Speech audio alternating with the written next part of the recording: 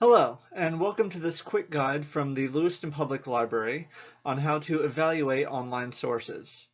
In this video, I'll be going through some of the most important things to look out for when you're looking at websites, social media posts, and some of the other everyday places where we find information. In the modern day, many people now have access to the internet with the touch of a button, and this means that we're more connected to each other than ever before.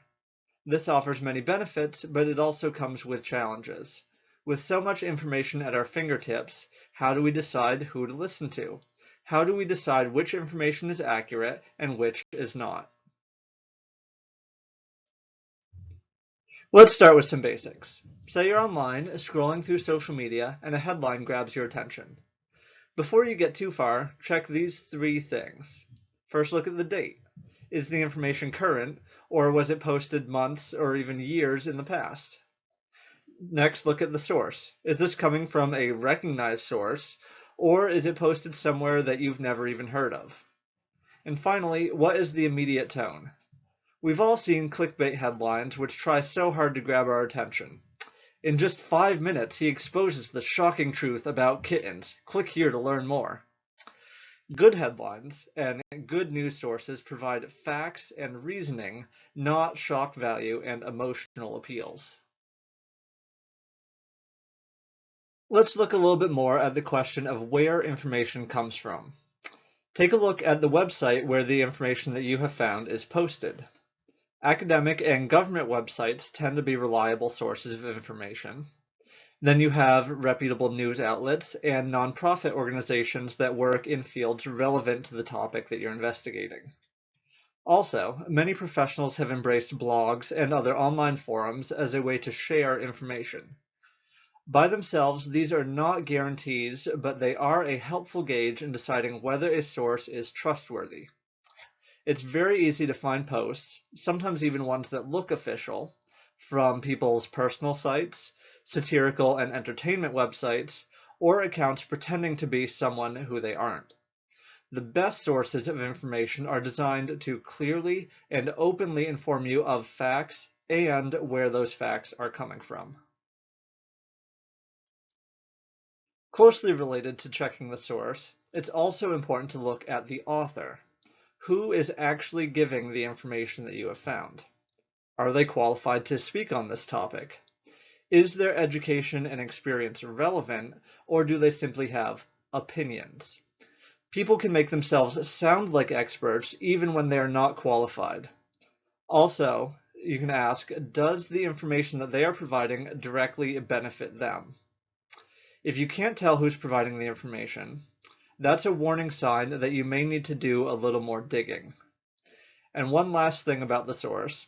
Opinion and entertainment websites are often designed like legitimate news sites.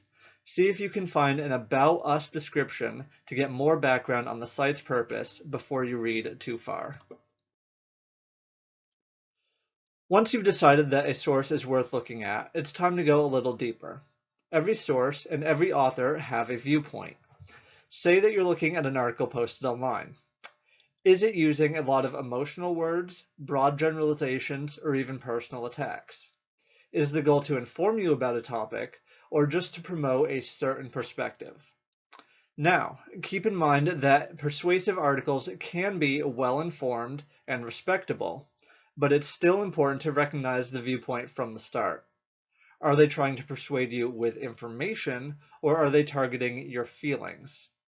Finally, take a quick look at other posts on the site. Taken all together, does it seem to display bias, or do the articles show a focus on current verified facts? This is because facts are important. Lots of people online have opinions. The question is whether they are able to support those opinions with clear information. Can you tell where their information is coming from?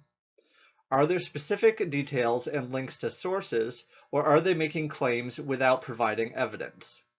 Does the way the author is interpreting those facts make sense, or are they drawing broad generalizations out of one specific example?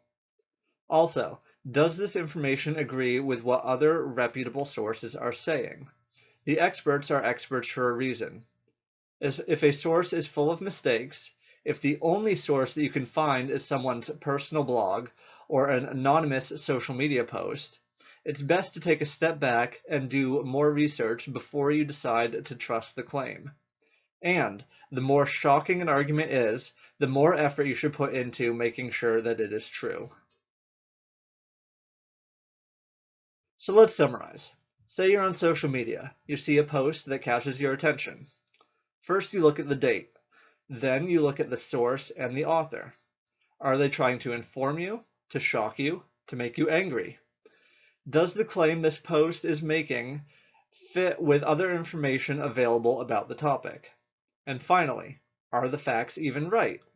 This is especially important with memes, captioned images, and other sources that make quick, bold claims about current topics and public figures. Bad information can circulate the internet very quickly, sometimes by accident, and sometimes by coordinated effort. And that's where fact checkers come in. Not only can these sites help you separate fact from fiction, they also provide links to other sources so that you can see the evidence behind their ranking. With many posts that make the rounds on social media, a 30-second search online can help you eliminate wild and inaccurate claims.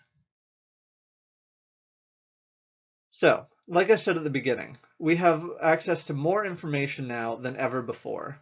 The strategies discussed in this video are a strong starting point that you can build on.